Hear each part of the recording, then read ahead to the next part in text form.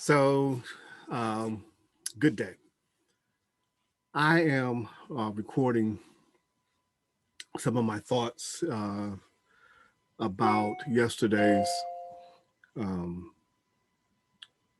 proceedings and testimonies in support of Ohio House Bill 327 specifically and 322 relatedly. In full transparency, full disclosure here, this is my second video. The first video I did yesterday was just ended up being a 24-minute rant, me trying to process what I'm hearing and what's being said. And so today I will attempt to be a bit more targeted, having a chance to sleep on it, a bit more targeted in my discussion. But there's no guarantee, because even as I thought about it, there's actually more to say. But hopefully it will be a bit more tight and cogent, and I'll do my best to be succinct. So with that, the discussions yesterday on the House Bill 327 seem to focus on two primary points, and those points have various implications and things to discuss. First and foremost is the idea that the current education is being threatened by indoctrination toward values that are inconsistent with the notion of objectivity, and place students at risk of developing ideals or being indoctrinated into an ideology that would put them against their parents and quote unquote the mainstream. And to the second point, create in them a threat to their personhood, where they are made to feel bad about being who they are. And that's in general. Specifically, the examples become made to feel bad about being white. And so I'm going to do my best to succinctly talk about those two concepts and what are then the implications of some implications of that. So first, this idea of objectivity in education, or objective education as they were describing. And at one point, if I'm not mistaken, describing it as, value neutral education, which on the surface sounds reasonable until you just dig there's a little bit deeper, put a little bit of thought into this, and you realize there's really no such thing, particularly in the examples that they were providing, particularly in the concept of history, and I'll come back to that. But this notion of objectivity in education, where of course there is a certain level of objectivity that any person who is committed to speaking the truth has. There's some things that are absolutely true. And the example I often refer to is this and this is always this. No matter where you go in the universe, this, always this. Now, is it for is it cuatro, dos y dos es cuatro, 2 plus 2 equals 4. All now that is perspective and context, social context. The only objective truth is that's objective. What do we describe it? How do we describe it? That becomes subjective. That becomes a social construct. What is the agreed upon definitions? What are the agreed upon symbols, audio symbols that we use to describe?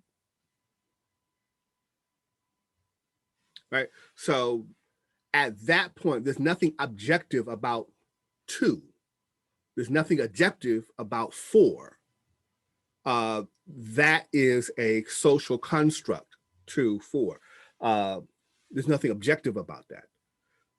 What it's describing is objective, but how it is described, the language that we use, that is a social construct. So with that said, the whole notion of a education devoid of value or subjectivity, that there is only a objective education, is just nonsense. There's no human condition, there's no human phenomenon that is going to be totally objective. The very nature of what is being paid attention to is a subjective construct. I pay attention to this, I'm not paying attention to that. That is a subjective, value-driven decision. So the notion of objectivity, a totally objective education, is just bogus from the beginning. I'll come back to that because there's certain implications, there's certain perceived in this particular social context ideas that seem to be objective, but is based on a perspective and privilege of power. So come back to that. So this idea of objective education. Now, what I find particularly frustrating is their argument doesn't support their own argument. I've come to appreciate more Bill Bennett and Charles Murray, Bill Bennett of the Culture Wars back in the days, and Charles Murray of the Bell Curve back in the days. At least they owned, and within the context of their own thinking, they make sense. So Bill Bennett, Charles Murray basically proposed that, white European male Protestant philosophies, thinking were superior to all other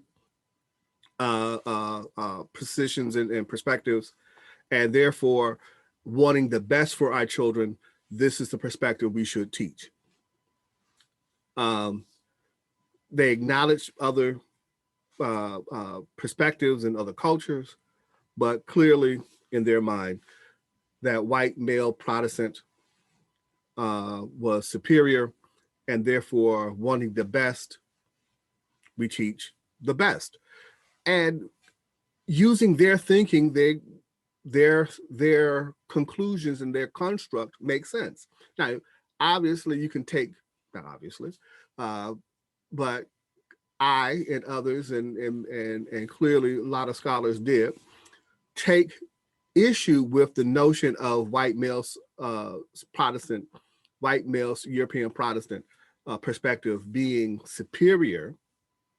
A lot of folks debunked and pointed out how those, what is perceived as those philosophies, often had roots in other cultures. So there's that, and then of course, just a matter of how can one justify their own existence, right? So, and the studies, particularly African-centered thought and philosophies, and as we begin to explore various other cultures and regions of the world that are disconnected from the European Protestant male perspective, how they have produced culture that is significant, can teach us lessons, and therefore have merit beyond in and of itself, and all that. So all that was done. But again, within their own argument, they make sense.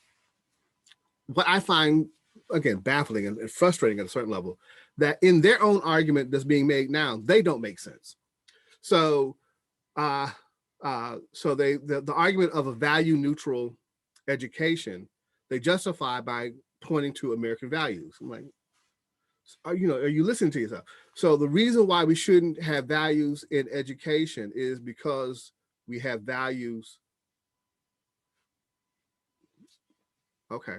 One young lady quoting about the importance of an objective education, a value neutral education, saying that our founding fathers recognized that all men are created equal, and are imbued by the Creator with certain inalienable rights.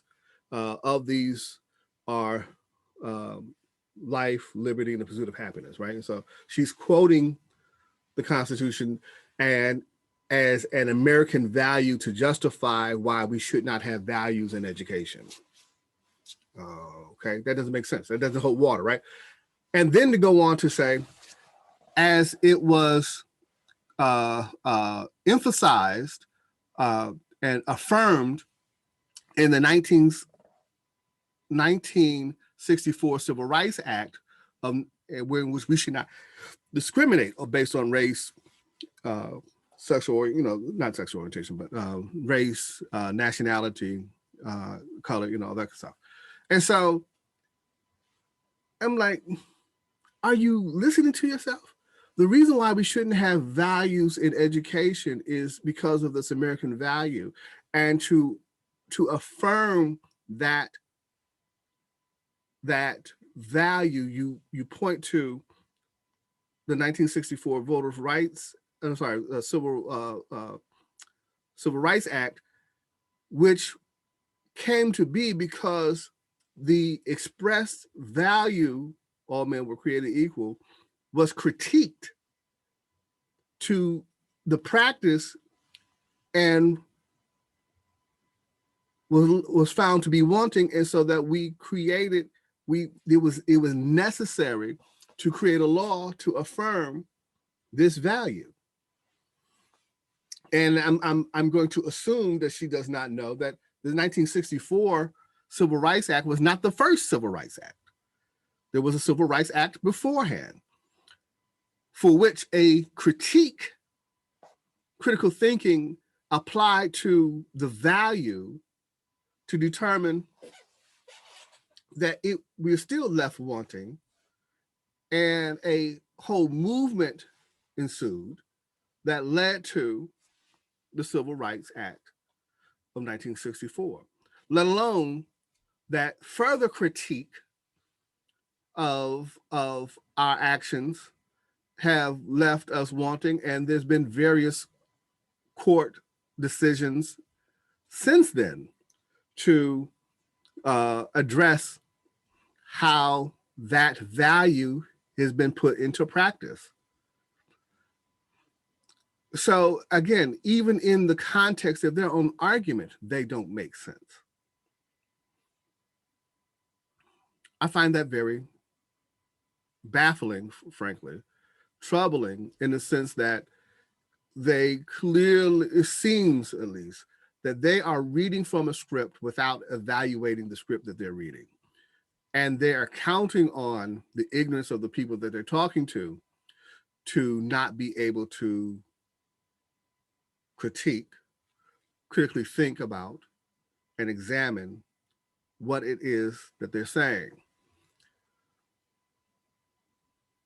The second major point, seemingly, is that no child should be made to feel bad about their personhood, his or her personhood. And so this notion of diversity, equity, and inclusion, and by extension, even though I don't believe, if I remember correctly, they did not specifically discuss it or call it out by name in the proceedings and testimonies of yesterday, but are generally under attack and has nationally and out of this seemingly basic playbook that is going around the country, the attack on critical race theory, right? So that this idea that in a classroom that there is information presented that challenges children's identity in such fashion that they, quote unquote, are made to feel bad, right? So that should not happen. And go back to this objective education. One gentleman was saying that, what we should do, we should not take sides. We should only present the pros and the cons, and then allow the student. And when he said the student, what is implied is under the influence of his parents or her parents, make a decision about it, if on what side they want to stand. And I was thinking, and I'll come back to, I know I jumped off this at one point, but coming back to this other point. But I was thinking, so how does this work? So in talking about World War II, which as a title itself is a value statement, right? The world is at war. No, European folks were at war. But that's, again, a value statement. Take that out. But in World War II, we should present the pros of the Holocaust, the cons of the Holocaust, and not apply a value statement, not pick a side, and just simply present each side and then allow the student to pick what we as educators do not make a stance. We do not apply a value to that. So is that what he's saying? Is it that we should look at December 7th and say, well, we should not take a value on the Pearl Harbor attack. Let's present the cons. Here's some bad things that happen. Present the pros. Well, here's what's good about it. And we then just let the student decide what side they want to be on. That we as a school in American society should not then espouse or take a value stance on that. Which again, I'll be thoroughly surprised if they were like, no, that's exactly what we meant. What is then implied is when it comes to the slave experience in the United States, what is being implied is that it is seemingly so obvious that the American experience is exceptional. There is a building resentment that it is not recognized and appreciated that we Americans brought you Africans into a society for which it is objectively obviously better than what you would have experienced in that obviously objectively inferior culture, that when there is a critique of that experience, you do not appreciate and acknowledge the good of it. That's the underlying implication. That's the underlying resentment that is being heard about this critique of the American experience, particularly as it pertains to race, and most specifically as it pertains to the African experience in America. That the critique does not acknowledge in what their thinking is the obvious good, the objective good of being a part of this society, because it is so clearly superior to what would have been and what you were a part of. That's the underlying through line to this. And so this notion of objectivity and providing both sides and the pros and cons wouldn't apply, doesn't imply in their mind, I'm pretty sure. Again, be surprised if it does. I don't want to be too presumptuous, but does not apply if you're talking about the Holocaust, but does apply when you're talking about the Ma'afa.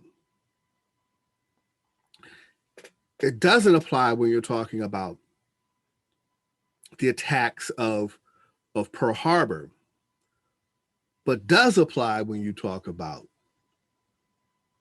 the attacks on Greenwood or the attacks in Wilmington,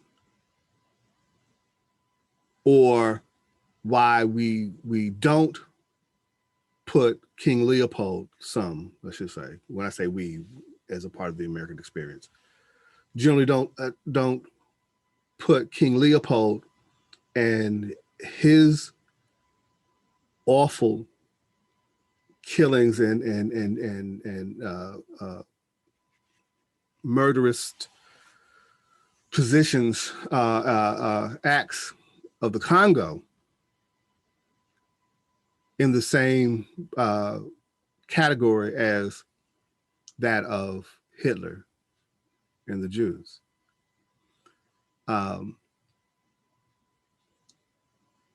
That Hitler killed Europeans, Leopold killed Africans, and clearly, again, air quotes,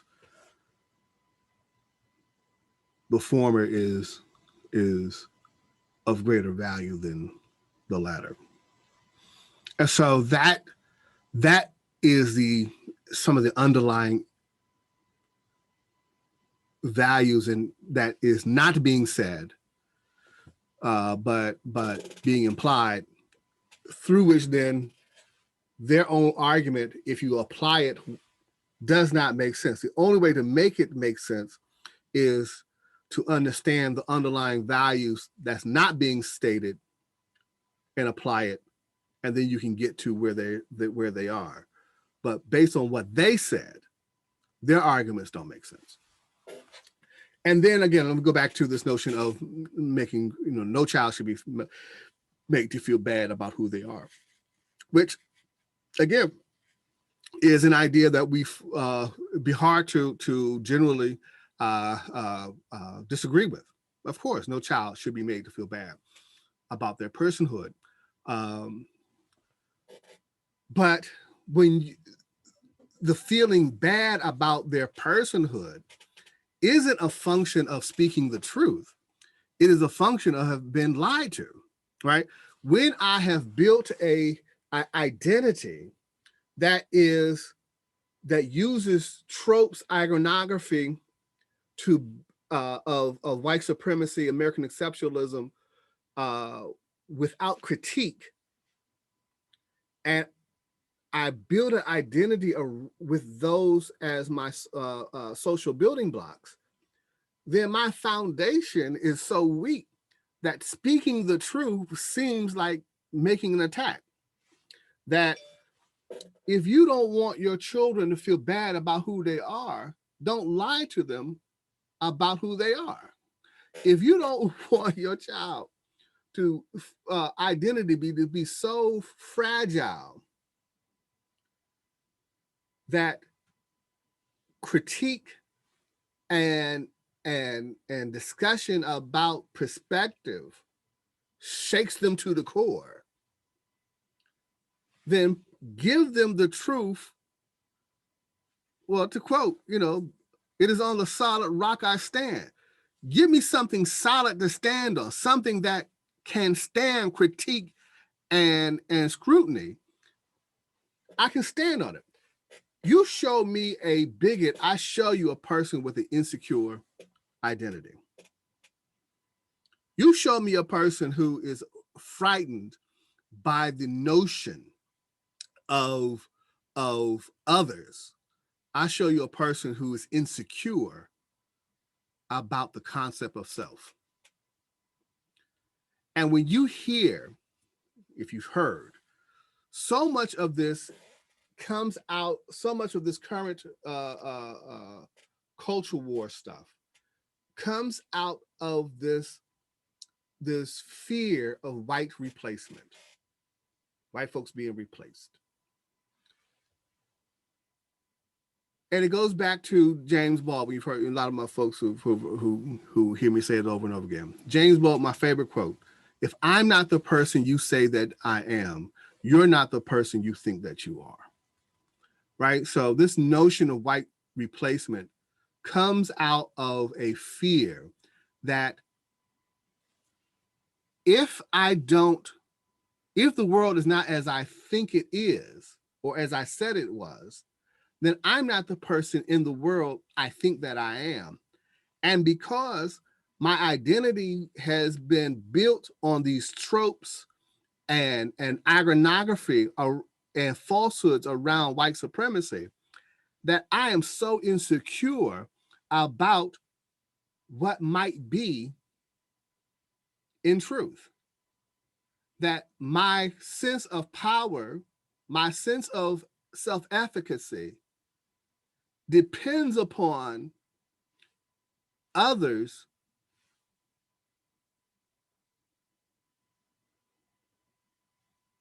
bowing down, others affirming my identity, that I can't stand. I'm insecure, and I'm too insecure to stand on my identity on its own merit. Okay. And let me be explicitly clear. So anybody who might hear this and say I'm suggesting that white identity in and of itself is insecure. No. There is a white identity that can be built that is secure, that can contribute to humanity, and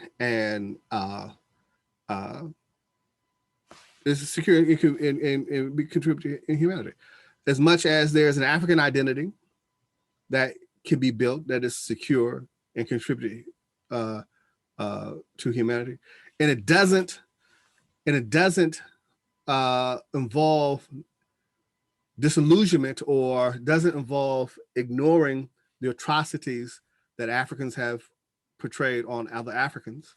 It doesn't involve, saying that the human existence is troubled with cruelty to other humans.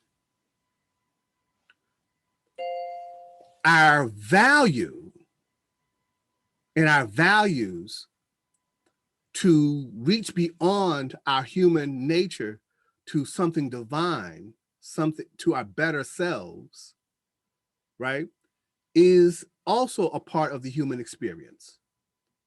But how do we get there? To quote again, it is the truth that will set you free. That, and I'm going beyond my 24-minute rant yesterday, so I want to end this, but it is rooted in this notion of speaking the truth. It is rooted in acknowledging what are our core values, and by the critique of those values, the critique of our practice of those values, that we get better and we move to our higher selves. And any notion, any effort that will limit the critique of our stated values and critique our practice as it relates to our stated values, is a better way to say it, is something that will diminish us. And what is a greater indictment is not that critique brings about a sense of guilt by persons whose identities are challenged. The greater indictment is who allowed that identity, who fostered the identity to be built that cannot stand in front of the truth. If your identity is diminished by the truth, is your identity worth having? To me, that is the real indictment. And the very notion of education is, the very purpose of education is socialization. The very purpose of education is to socialize members of a society to the maintenance and development of that society. That's the very purpose of education. And to take value out of education is to take education out of education. So with that, I can go on for another. I'll go on forever. But those are just some of my thoughts. Those are some of my critiques, and moving forward, I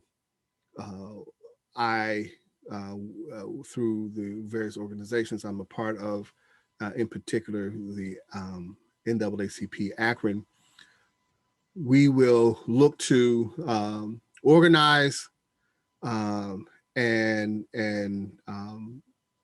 build coalitions to bring awareness to the community and organize an effort against this movement to diminish the quality of public education.